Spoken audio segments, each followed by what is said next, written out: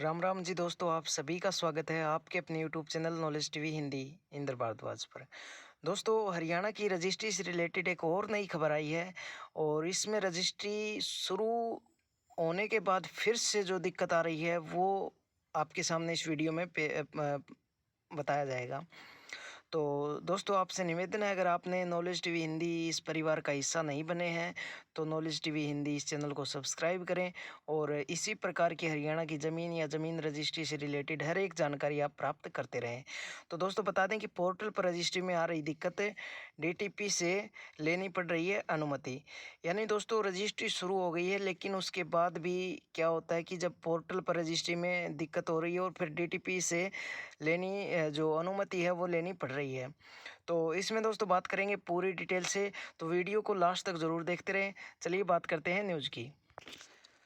तो यहाँ पर देखिए दोस्तों, ये दैनिक भास्कर की न्यूज़ है और ज़िले में 6 अमनाम गांव पोर्टल पर रजिस्ट्री में आ रही दिक्कत, डीटीपी से लेनी पड़ रही अनुमति। 13 घंटा पहले की अपडेट है और इसमें पॉइंट 1 भी दिया हुआ है कि एक जैसे नाम के 2 गांवों में एक कंट्रोल एरिया में तो दूसरा कंट्रोल एरिया से बाहर। तो दोस्तों, इसकी पूरी जानकारी आपको इस वीडियो में देंगे, लेकिन वीडियो को लास्ट तक ज़रूर देखते रहें और अगर आपको अच्छा लगे ना तो इसको लाइक ज़रूर कर दें, क्योंकि आपके लिए देखो दोस्तों बड़ी मेहनत से ये न्यूज़ वगैरह ढूंढते हैं और आप तक ये पहुंचाते हैं और फिर वीडियो तैयार करते हैं और आप तक ये लेकर हाजिर होते हैं। तो आपकी सेवा में ही माने कि एक आपके लिए ये जानकारी हम प्रोवाइड करते हैं, इसलिए एक लाइक तो बनता है दोस्तों। और इस चैनल को, इस परिवार का, हमारा जो परिवार है वो अब 2000 के करीब पहुंचने वाला है, तो इसको जल्दी से जल्दी आप सभी इस परिवार का हिस्सा बने, यानी इस चैनल को सब्सक्राइब करें।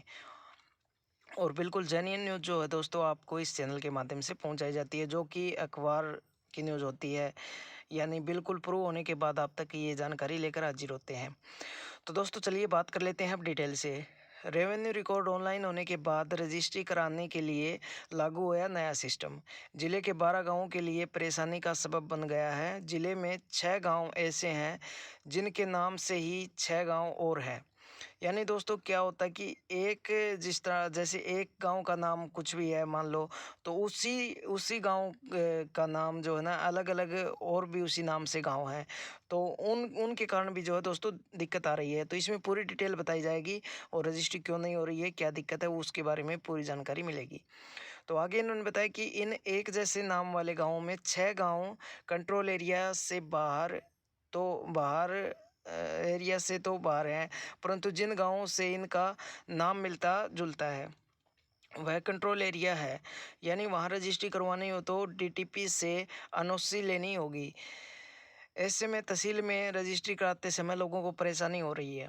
बता दें कि हाल में ही हरियाणा सरकार ने ज़मीन की रजिस्ट्री के नियम व तरीके सरल व पारदर्शी करने के लिए रेवेन्यू विभाग से सॉफ्टवेयर में काफ़ी बदलाव किए हैं।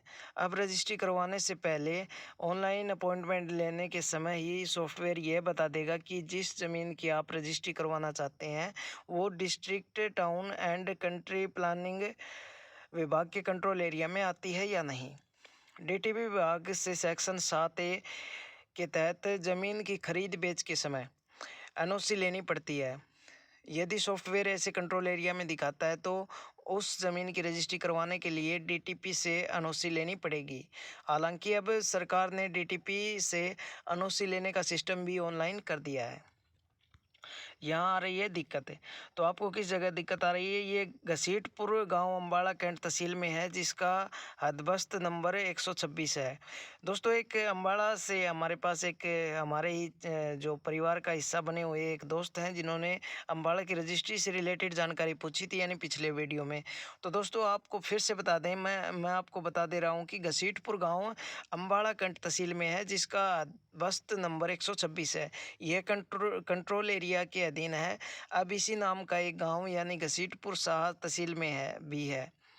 अब रेवेन्यू विभाग के रिकॉर्ड में शाह के घसीटपुर गांव का हदबस्त नंबर 126 दिखाकर उसको कंट्रोल एरिया की लिस्ट में डाल दिया गया है।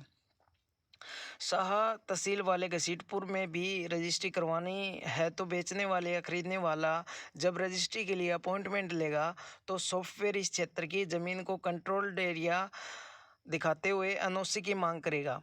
जब लोग डीटीपी ऑफिस जाते हैं तो विभाग कहता है कि यह गांव हमारे कंट्रोल एरिया के तहत नहीं आता, तो हम एनओसी कैसे दे दें। इसमें ज़मीन बेचने व खरीदने वालों को परेशानी उठानी पड़ रही है। देखिए दोस्तों, समझिए आप, यानी जिस जिस गांव का मतलब एक रिकॉर्ड है वो कंट्रोल एरिया के अंडर में है, एक गांव का कंट्रोल एरिया से बाहर। तो ऐसे में जो है ना, ये परेशानी का आपको सामना करना पड़ रहा है। यानी साफ साफ तौर पर आपको बता दें तो आगे सॉफ्टवेयर के बारे में भी बताया गया कि सॉफ्टवेयर मांग रहा है एनओसी, यानी सॉफ्टवेयर एनओसी मांग रहा है। और उसमें क्या डिटेल दी गई है, एक जैसे नाम वाले जो गांव अम्बाड़ा सिटी या कैंट तहसील में है वह गांव कंट्रोल एरिया में है। इन गांवों में भूमि खरीद बेच के लिए एनओसी चाहिए, मगर फंस गए तो जो नारायणगढ़ या शाह तहसील के इन्हीं गाँव नाम के गांवों में भूमि खरीद बेच करना चाहते हैं। सॉफ्टवेयर गांव का नाम भरते ही एनओसी मांगने लगता है। हालांकि रेवेन्यू रिकॉर्ड में दोनों एक जैसे नाम वाले गांवों के जमीन के अदबस्त नंबर, खतौनी, खसरा नंबर सब अलग अलग हैं, परंतु सरकार के एनआईसी विभाग में जो डाटा अपलोड हुआ उसमें इस गांव के हदबस्त नंबर भी एक जैसे ही हैं। इसलिए सॉफ्टवेयर रजिस्ट्री के लिए एनओसी की मांग करता है। यानी दोस्तों, ये गांव अलग है, खतौनी, खसरा, मतलब जो भी नंबर है उसका सब अलग है। दिक्कत कहाँ आ रही है कि जब सॉफ्टवेयर में वो फीड नाम से डाटा है तो वो वहाँ पर सेम कर देता है। तो ये प्रॉब्लम जो है ना, ये सॉफ्टवेयर की प्रॉब्लम है। और ये सॉफ्टवेयर यानी धीमे धीमे अपडेट तो किया गया है सरकार के द्वारा, लेकिन अभी भी इसमें कुछ खामियां हैं। मैं जो अनुभव लोगों के या न्यूज़ के द्वारा मिल रहे हैं उसके आधार पर बता रहा हूँ कि सॉफ्टवेयर में खामी है, इसी कारण से जो लोगों को परेशानी उठानी पड़ रही है। यानी पहले की तरह अगर रजिस्ट्री होती तो ज़मीन में गड़बड़ हो जाती थी, कोई किसी के नाम करवा लेता, कोई कब कोई कुछ। अब ऑनलाइन कर दिया है तो अब ऑनलाइन वाला जो सिस्टम है वो ठीक से वर्क नहीं कर रहा है। तो ये इसमें सरकार को थोड़ा सा ध्यान देना चाहिए। चलिए आगे बताते हैं कि अधिकारियों को अवगत कराया डीटीपी ललित। डीटीपी ललित कुमार ने कहा कि गांव के नाम एक जैसे होने से परेशानी पैदा हुई। रिकॉर्ड अपलोड करते समय जमीन के अदबस्त नंबर भी एक जैसे लिख दिए गए, जिस कारण सॉफ्टवेयर कंट्रोल एरिया से बाहर के एक जैसे नाम वाले गांव में भी एनओसी की मांग कर रहा है। एनआईसी डिपार्टमेंट ने में रिकॉर्ड दुरुस्त करवाने के बाद ही ऐसी ये समस्या दूर होगी। उच्चाधिकारियों को इससे अवगत करवाया गया है। यानी एनआईसी जो डिपार्टमेंट है उसमें रिकॉर्ड दुरुस्त करवाने, यानी रिकॉर्ड को एक बार फिर से ठीक करवाने के बाद ये समस्या दूर हो सकती है।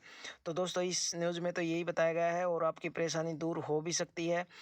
बाकी तो सरकार का कार्य है भाई दोस्तों, हमारा तो कार्य था आप तक न्यूज़ पहुंचानी। हर एक न्यूज़ आप तक पहुंचा देते हैं और उसी प्रकार हमने अपनी जो भाई सेवा थी वो आप तक पहुंचा दी है। यानी हमने वीडियो आप तक पहुंचा दिया है जो आज की न्यूज़ थी। और इसी प्रकार की न्यूज़ देखने के लिए चैनल को सब्सक्राइब करें, अच्छा लगा है तो लाइक करें और शेयर ज़रूर कर दें हर एक अपने व्हाट्सएप ग्रुप वगैरह, जिनमें जो भी परेशान हो रहे हैं वो इस प्रकार की जो न्यूज़ है उससे कुछ उनको मतलब जानकारी हासिल हो सके।